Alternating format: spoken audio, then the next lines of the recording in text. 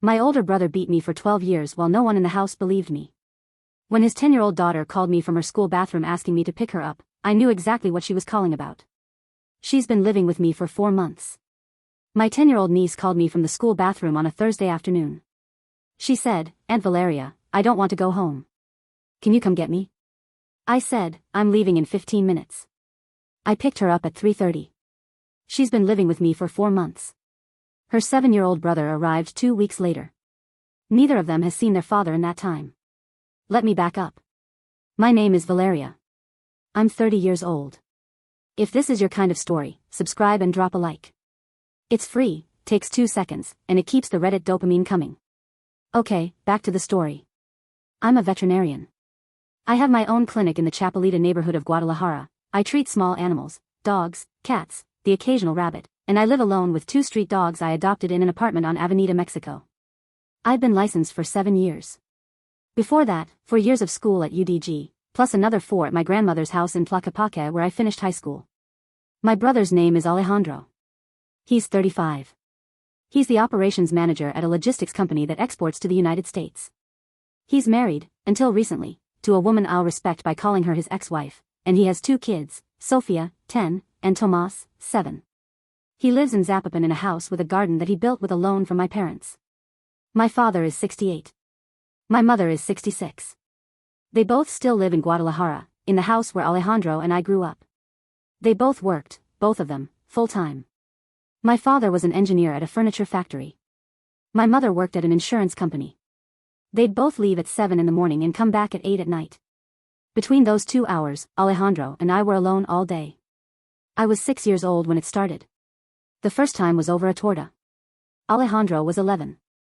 I'd gotten home from school before him and had eaten a torta my mother had left in the fridge marked with his name.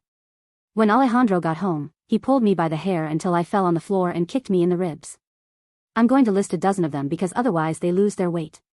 At 7, Alejandro locked me in the laundry room for 2 hours for not taking out the trash. When my parents got home, I told my mother. My mother asked Alejandro. Alejandro said I was playing. My mother told me, "Valeria, stop making things up." At 8, Alejandro made me eat a spoonful of habanero chili because I talked back when he spoke to me. I threw up for 40 minutes. At 9, Alejandro broke one of my baby teeth punching me in the mouth because I paused his Nintendo to go to the bathroom. At 10, Alejandro pushed me down the stairs. I broke my left arm. My father thought I'd fallen because I wasn't looking where I was going. I told him Alejandro had pushed me. My father said, "Valeria, your brother was in his room. Stop pulling him into your stuff." At 11, Alejandro threatened me with a kitchen knife for using an old shirt of his without asking to clean my bike. He put the knife to my neck for 15 seconds. He didn't cut. He laughed, told me "you're stupid," and went to watch TV. That's how it went until I was 16. I told my mother maybe 20 times. I told my father about as many. Every time they told me the same thing, "Valeria, stop making things up. Your brother loves you. Kid stuff. They're siblings, they'll fight." At 14 I told my maternal grandmother. My grandmother believed me from the first sentence. The color of her face changed and she told me, "Valeria, write everything down. Everything that happens. Date and time. In detail." She bought me a blue notebook the next day. I filled it in 2 years and she got me a second one. My grandmother kept the notebooks in the drawer of her nightstand in Tlaquepaque. She told me one afternoon, washing dishes, "I can't get you out of there, Valeria. If I take you out, your father asks for custody and gets you back. You need to turn 18. I said, "I understand." I turned 18 on the 14th of October 2011. That same afternoon I packed 2 suitcases. I didn't give notice. My grandmother picked me up at 5. When my mother got home from work at 8, I was already in Tlaquepaque. My mother called me. I answered once and said, "I'm not going to be there anymore, Mom." My mother asked why. I said, "I told you why for 12 years. You took it as a joke." I hung up.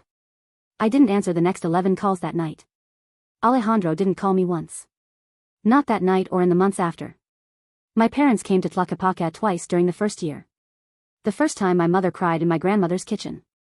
She told me Alejandro was a good kid, that I was exaggerating, that a family doesn't break over kid stuff. I told my mother that if she came back talking about Alejandro as a good kid one more time, she could leave. My mother left. The second time, 6 months later, my father came alone. He brought a box of childhood photos. He told me, "Honey, come back. It'll pass." I told him, "It's not going to pass, Dad. And I haven't been your honey for a long time." My father left within the hour. I started vet school at UdG in January. I worked weekends at a pet food store to pay for my books. I lived at my grandmother's, helped her with the groceries and with the diabetes medications she'd been on since she was 50. I graduated at 22. I worked 2 years at another vet's clinic as an assistant. At 24 I opened my own clinic with a bank loan. I called it Refugio, because I remembered what I hadn't had in that Zapopan house.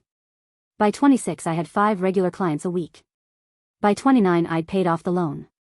My grandmother died 2 years ago. She left me the 2 blue notebooks in her will. They're in a safe in my apartment. My parents came to the funeral. Alejandro too. It was the first wake we'd been at together in 15 years.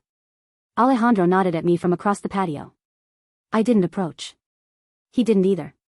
At the wake I met my niece and nephew for the first time. Sofía was 8, Tomás was 5. Sofía watched me for half an hour from a bench without coming over. Then she came over and asked, "Are you my aunt?" I told her yes. She said, "You have lots of dogs in your phone pictures." We spent an hour looking at photos. Tomás stuck close to her the whole time. He didn't talk much, but he smiled twice. Before they left, my sister-in-law gave me her number. She told me, "If you want to see them sometime, let me know. They're good kids." She had a way of saying it that stuck with me. It wasn't an invitation. It was a message. I saved her number. Over the following months my sister-in-law and I wrote each other a little but regularly. She'd send me pictures of the kids. I'd ask how they were. She'd say, "Fine," but the word "fine" always came with too many letters around it. My grandmother's 75th birthday, which my family kept celebrating without my grandmother, fell on Sofía's 10th birthday. My sister-in-law called me. She asked if I could take Sofía for a weekend of vacation. She said, "She'd love to see you again." I said, "And Alejandro?" My sister-in-law went quiet. Then she said, "Alejandro won't know." I understood in that moment. Sofía arrived in an Uber on Friday at 5 in the afternoon, alone. My sister-in-law had sent her with the driver paid. Sofía carried a small backpack with 2 changes of clothes and a stuffed animal. She said, "Hi, Aunt Valeria." Friday night I was cooking pasta when Sofía got up from the table to get a glass of water. She dropped the glass and it broke. Sofía went completely white. She bent down to pick up the pieces with her bare hands. She cut herself. I told her, "Sofía, honey, wait, I'll pick it up." Sofía started trembling. Trembling hard. She looked at me from the floor with a face I recognized perfectly. I told her, "Nothing happens here when a glass breaks. You hear me? Nothing happens here." Sofía started crying on the floor without making a sound. I picked her up. I sat her on the couch. I put a bandage on her hand. I didn't ask her anything that night. I put her to bed in the guest room. I read her a book. The next morning, at breakfast, I rolled up the sleeve of her sweater to check the bandage on the cut. Above the bandage, on her forearm, she had 4 oval marks like fingers. On the other arm, she had a round mark like a cigarette. I asked, "Sofía, where are these from?" Sofía looked at her arm. She looked at the floor. She said, "My dad." That afternoon I called my sister-in-law. I said, "I'm not sending her back." My sister-in-law took a while to answer. Then she said, "Thank you."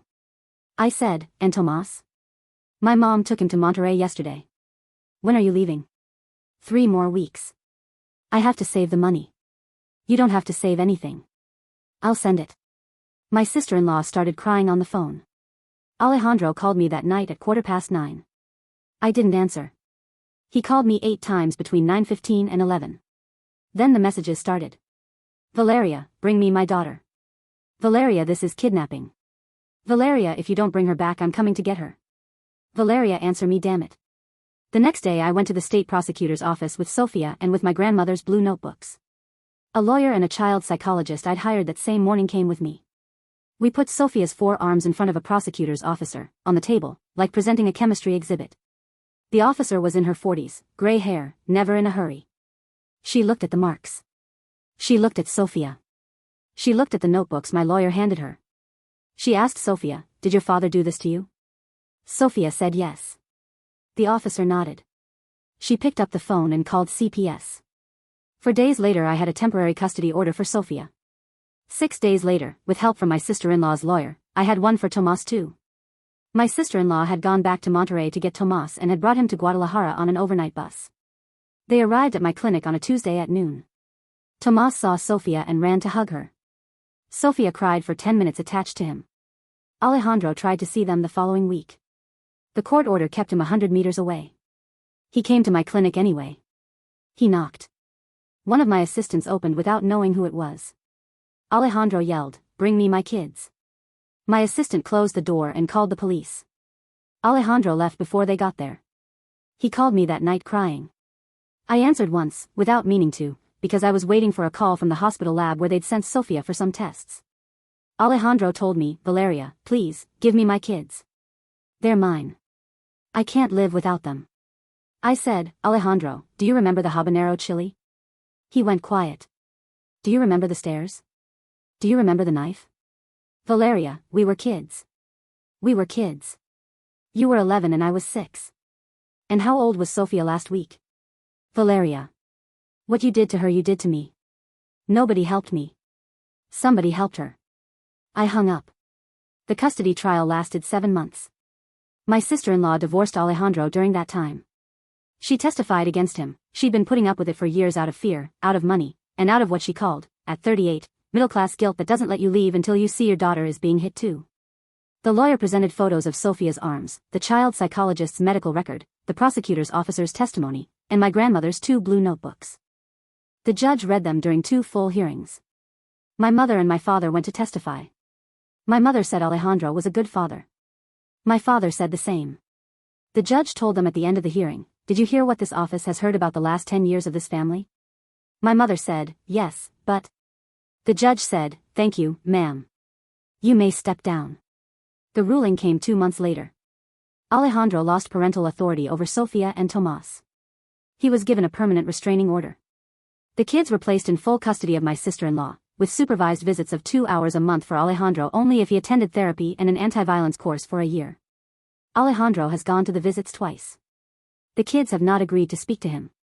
My sister-in-law and the kids have been living with me for 2 months. We're looking for a bigger house. My sister-in-law got a job at an insurance office here. Sofía is in school in Chapelita. Tomás too.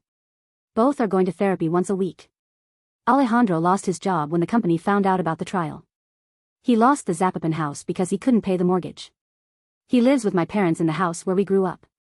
My mother writes me every Sunday asking us to forgive and move forward. He's your brother. I never answer the messages. Last week Alejandro sent me an email. It said, "Valeria, I want to fix things. I accept I was wrong. I'm going to therapy. I'm asking you please for the chance to rebuild what we had and to see my kids for Christmas, even for a bit." I read it twice. I answered one line. "I told you why for 12 years, Alejandro. You took it as a joke." He hasn't written again. Sofía turned 11 last month. I made her a chocolate cake. She shared it with Tomás and with my sister-in-law and with her 2 dogs and with me. On the last candle she told me, "Aunt Valeria, thank you for believing me." I told her, "Honey, it took years for someone to believe me too. I'm not going to let it take you the same." My mother and my father weren't invited to the birthday. Alejandro wasn't either. None of the 3 asked. My older brother grew up thinking the house we lived in was his and that I was one of the pieces of furniture. He never understood that the house he lives in now is my parents', and he's one of the pieces of furniture no one bothered to look at when they put him there.